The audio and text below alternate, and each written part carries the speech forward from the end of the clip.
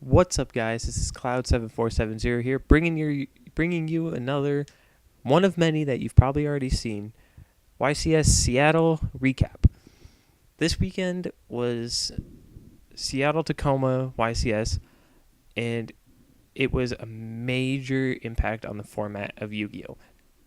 I say this because we got the new deck. We got the water deck, the Mermaid Atlanteans.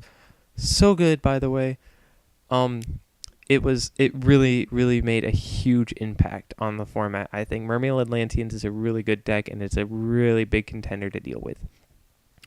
So that being said, uh, although the Mermaid Atlanteans are amazing and they did better than any other deck in at the tournament, uh, they were defeated uh, by nothing other than the one and only Insectors. Yes, Insectors won it. So happy. It's about friggin' time. I'm really happy that Insectors won. Just saying.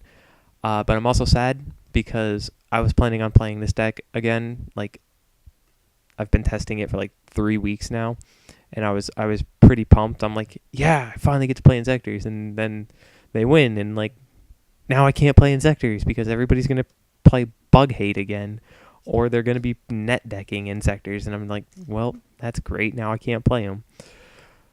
But it is very surprising, because even though like I just said I was gonna play them, I feel like they're a very good deck still, obviously, but I feel like it was kind of like an Indianapolis deal, like. It seems like it was maybe like just really lucky, because it's a very hard matchup against the Mermaids. Like, it's like the hardest matchup I've ever had next to Dino Rabbit last format. I mean, that match was ridiculous, but like the Mermaid match is like really bad for Insectors. I thought so anyway, but apparently it was really good. Also in the top 16 of YCS, we had one Dark World, one Geargia, two Dino Rabbits, three Agents, three Windups, and five Mermaid Atlanteans.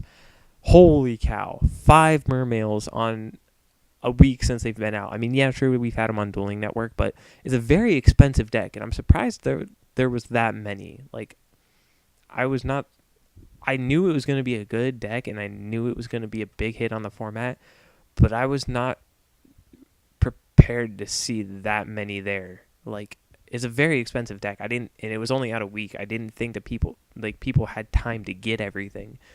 So that was a little surprising to me. Not so surprising was Windups. I think they had the most in top 32. It was between Mermaids and Windups in top 32, like which had the most, but I can't remember. But I know Windups are still really good deck, and I feel like it's still the best deck this format, because I feel like it has the best matchup against the Mermaids. Like, it's the only deck that can keep up to speed with them. Like, they're nutty. So I feel like Windups are just as nutty to nuttier. Yeah. Wait. Yeah. So I feel like if like Windups are gonna go back up now, and Mermaids are gonna stay about where they were. I mean, yeah, people are gonna want to play them now because they saw how awesome they did, but it's still an expensive deck, and Windups is medium price, I'll say. I mean, the most expensive card is Shark at $20, but if you don't have it by now, then you're kind of screwed. If you don't have that deck by now and you want to start playing it. But Agents, I feel like, are still good, but these new Mermaids, man, they're ridiculous.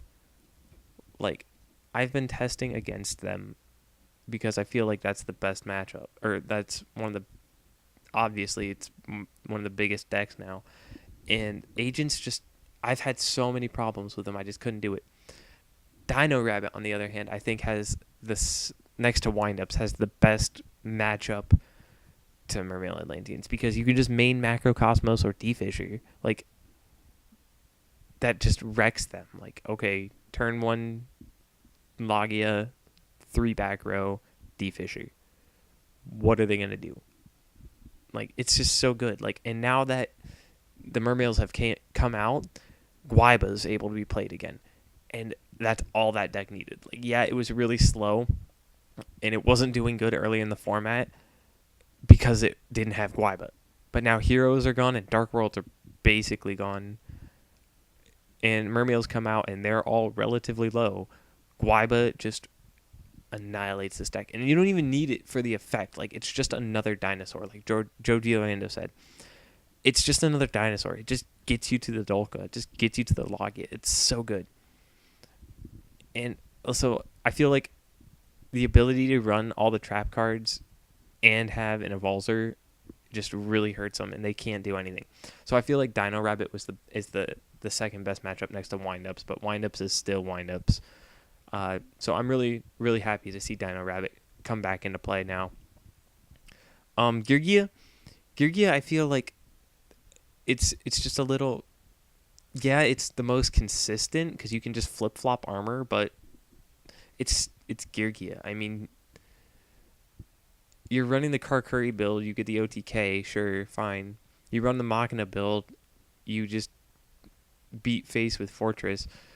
I mean, it's good, but it's too slow, I guess. Like, even with the Karkuri build OTK, you have to set up.